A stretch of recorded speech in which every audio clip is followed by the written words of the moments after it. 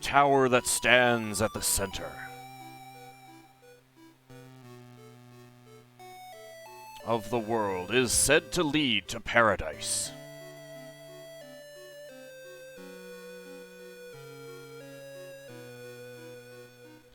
Dreaming of distant paradise,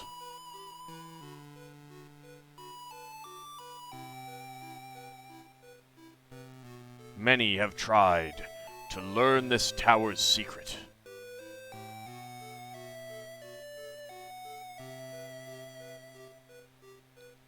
But their fate remains unknown.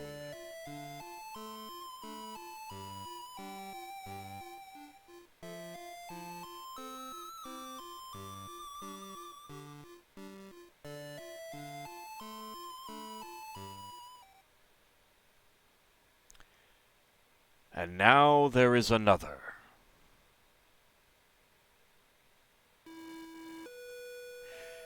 Hello everyone, welcome to a new Let's Play of the very first Saga game. This was released in the United States as a Final Fantasy Legend for the Game Boy. This is the Wonderswan Color version, which came out in 2002. Yes, that's what it says there, of course. On the Wonderswan Color, which was a handheld that I always really wanted, but was never released outside of Japan. Which is a shame, considering that it actually bit into the Game Boy's market dominance, more so than basically anything else up to that point. In large part because Square got on board. Of course, once Square made up with Nintendo and the Game Boy Advance came out, that was basically the death knell for the Wonderswan Color. What I'm kind of confused about is why they didn't, this looks like a Game Boy Advance game. It really does. I don't know why they didn't just slap it onto the Game Boy Advance and release it everywhere. But they never did. This is the only version... No, I'm not done. Wasn't done talking. There's a more recent port, I think, and I believe the original Game Boy versions are on the Switch Virtual Console now. But the thing that I like about this is that it essentially has the same sprites as the original Game Boy version, but updated to essentially SNES quality graphics. And that's why I wanted to play this version. It's a version that I have not seen. I've seen the Game Boy version a couple times on a couple different playthroughs, and I considered doing that, but I kind of wanted to get some Wonderswan Color content on the channel, and there's a translation patch. I don't know how good it is, but let's just go. So the Wonderswan Color is an interesting handheld, and I'll talk about that in a moment. This is a translation by Tower Reversed. The tower that stands at the center of the world is said to lead to paradise. Dreaming of distant paradise, many have tried to discover this tower's, etc., etc., etc. One of the problems with the original one, one thing that kind of convinced me to go with this is that a lot of the text passes off screen before you can read it, which is going to be a problem for actually playing the game and reading the text, which I do. But it has some really interesting mechanics. I've never actually played the original. I've never watched to conclusion an entire Let's Play of it. But it's not a particularly long game.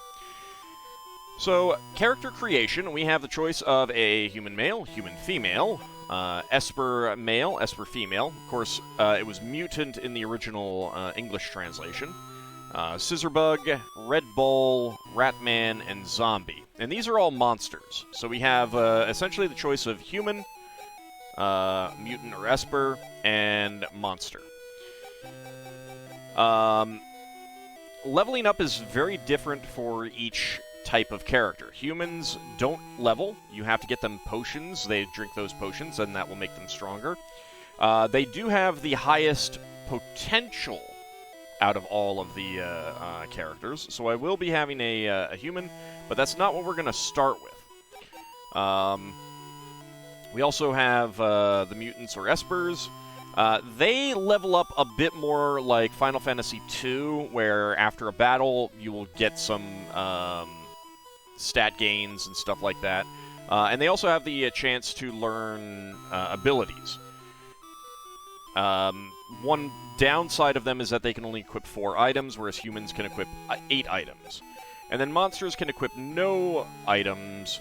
They have fixed abilities and fixed stats based on the monster type, but they level up by eating the meat of monsters that you've killed, by essentially mutating or evolving into other monster types.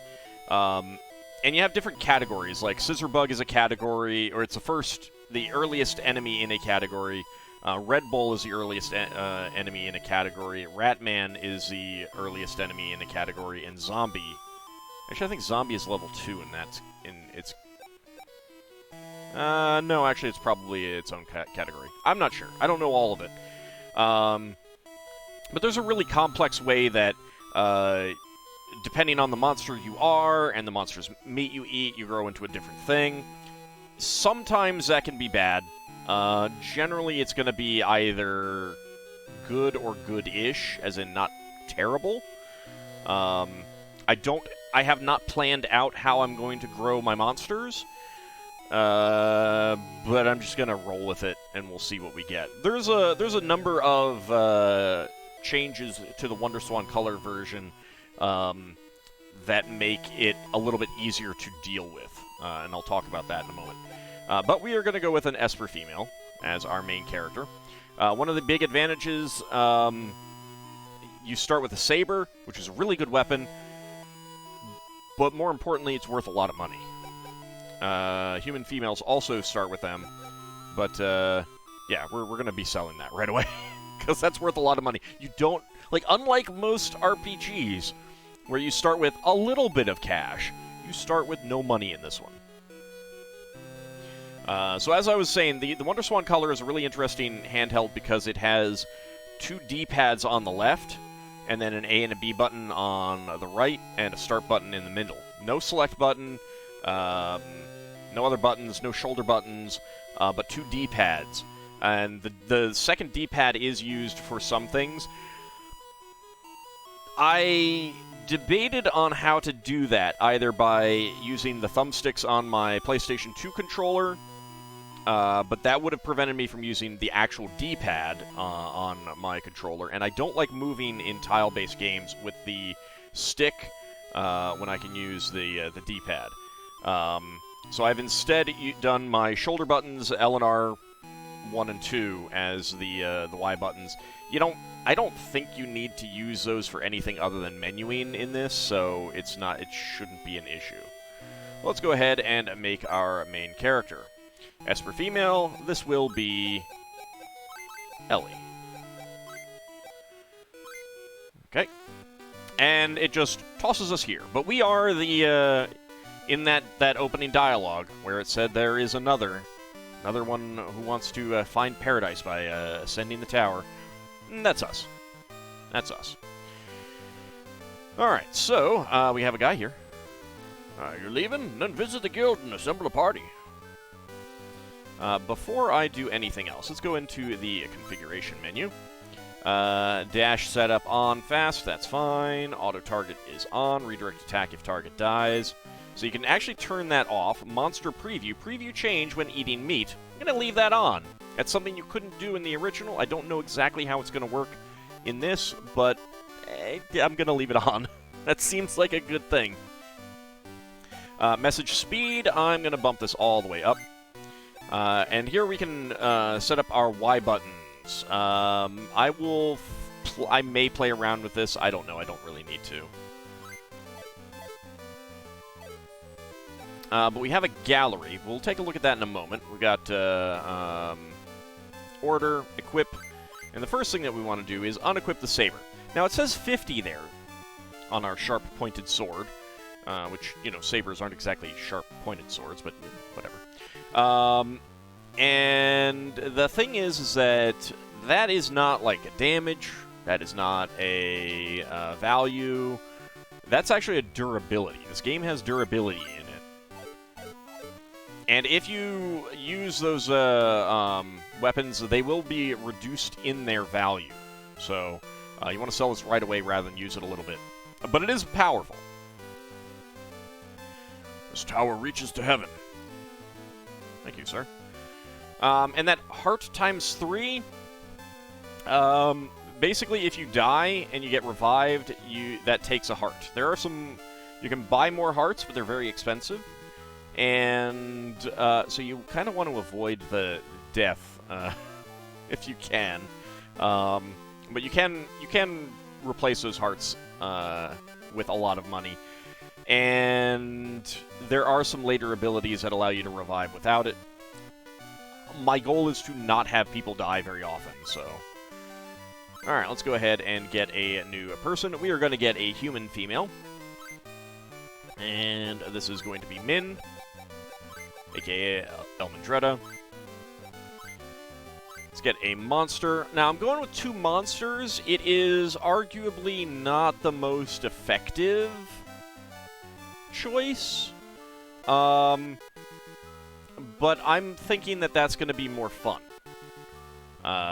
Just because, like, having more monsters that can eat the meat and evolve, it just seems like more fun.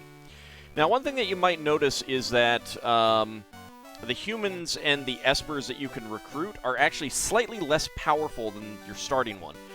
And, like, your starting character would start with a weapon and armor for a human,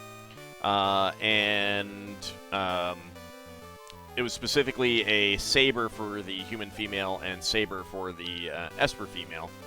And they don't. And all the stats are reduced by 1, including the defense. So they're never going to be as good as your starting character. That doesn't apply to the monsters, but you have a different selection of monsters to start out with here in the guild. So I am going to choose a Newt, and this one is going to be Auld.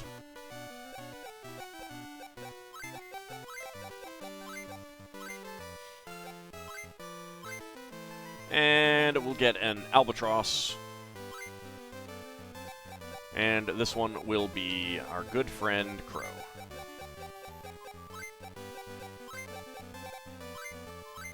There we go. So we've got our full party. And it's one of the things that I like about this game is that you choose your main character and then you go out and you can equip other party members. Like, you create the party that you want. Welcome to the inn. Only 1 Karo, 1 hit point. No, I don't have any money. It was GP in the original version, but not here. Tools, how can I help you? Those are slime monsters. Let's see. So, strength up for 300. That raises a human's strength. Agility up raises a human's agility. So you have to get these potions to do that. I don't remember offhand how much that increases it. It's pretty good. Adds 5 to 20 human hit points up to a maximum of 200. So, you get this and you get a random number. I'd recommend going for like 15 or more.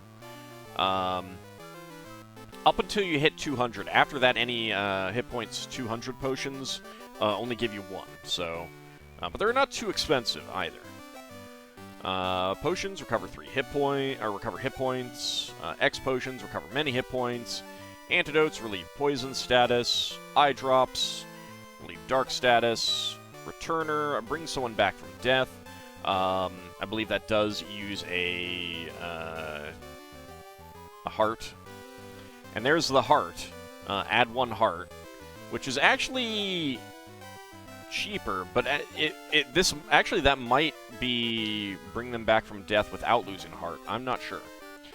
Heal staff, staff of hit point recovery magic, and that is it. So we don't want to get anything there right now. We'll get some stuff. And go to the armory. How can I help you? Let's go ahead and sell first that saber, sharp-pointed sword. That'll get us 1,030 Karo. It's pretty good. So we can get a longsword, combat-style sword, battle axe, combat-style axe. These are strength-based weapons. I'm not going to get one of those. I'm going to get a rapier. Because I'm going to go for agility. Agility is kind of the speed stat. It has other effects too, but that's pretty important. Golden Shining Gauntlets, defense 3, gold mail. I'm going to get one of each of these. Blizzard Book, cause damage with cold air. Thunder Book, cause damage with thunder. That's it. Don't have the money for those. I think I'm going to get a gold gauntlet. We'll put that on Min.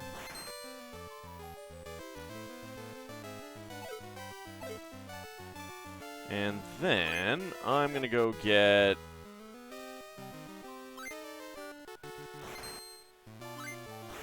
two of those. Okay.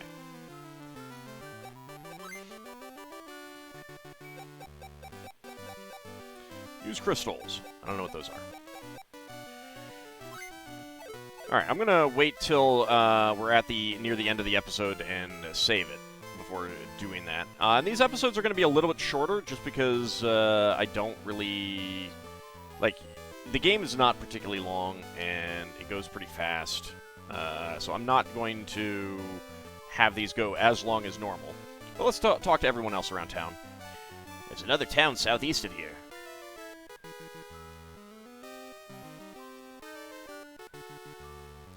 Be careful outside town. The world's a lawless place.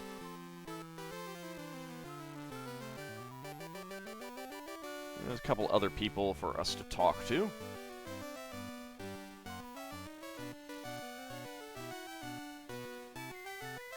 Hey, tiny Amish man. A monster called Genbu has hidden the key for the locked door inside the hero's statue.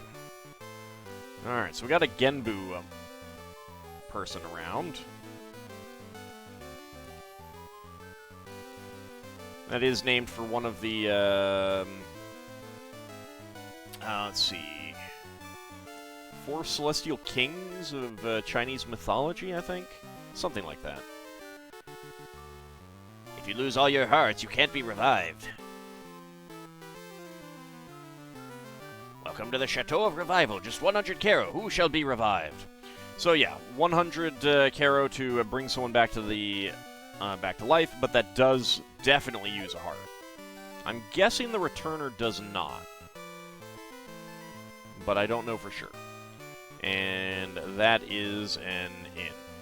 We're not going to do that just yet. Let's take a quick look through our options here. So we have Surprise on Ellie, make preemptive attacks. I don't know how that works. We've got our Rapier with 50 quality, Gold Mail, which is a defense 8. We've got a Rapier, Gold Mail, Gold Gauntlet, so Min is up to a defense 11. Ald the Newt has a Bite with sharp teeth. And he can use this 20 times. That's what the 20 there is, before needing to rest and replenish that. So that's how that works. If Surprise had a number there, then it would be the same thing for Ellie.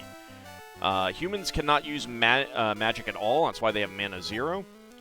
Ellie has mana of 6.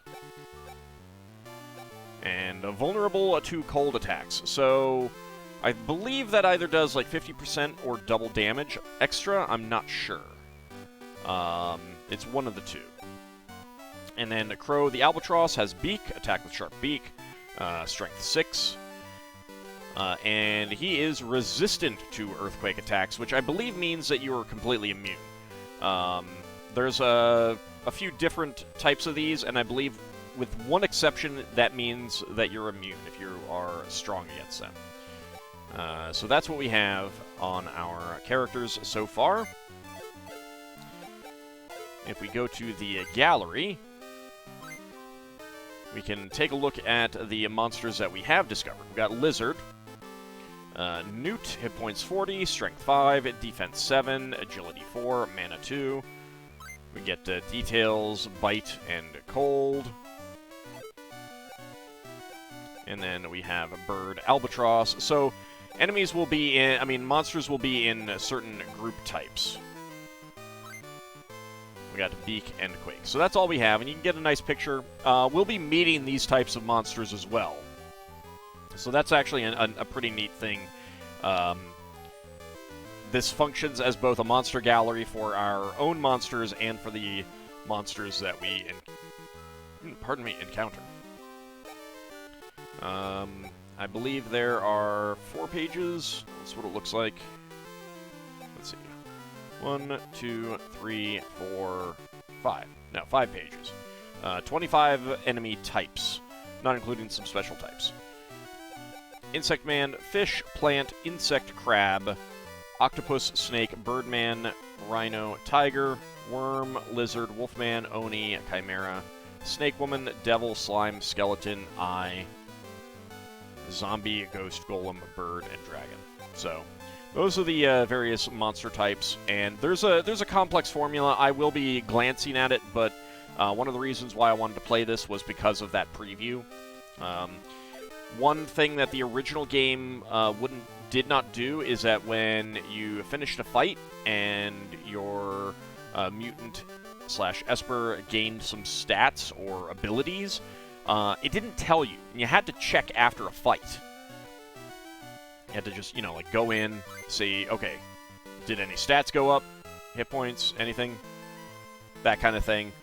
In addition, these abilities can just be replaced with new ones. Sometimes that would be good, and sometimes that would be bad. Like, if you had a nice attack ability, and that was your only attack ability, and then it got replaced by surprise, you probably wouldn't want to do that, and you'd probably want to load back. So that's something to keep in mind for playing the original one. You do have to keep checking your mutants, make sure that they're not losing good abilities. Anyway, that is going to wrap up our first episode. When we come back next time, I will have used those potions. Actually, let's go ahead and do a save. I can probably use them right now. Seven up. Yeah, no.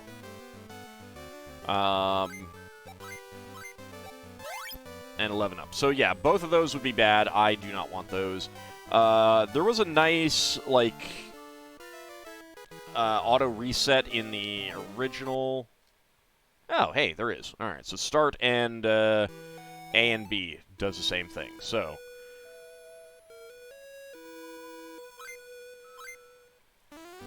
let's go ahead and do that. It's pretty nice.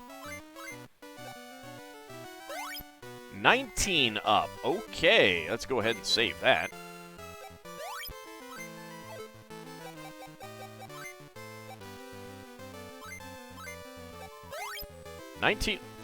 Okay. You're gonna be nice to me that way, game? I'm okay with it.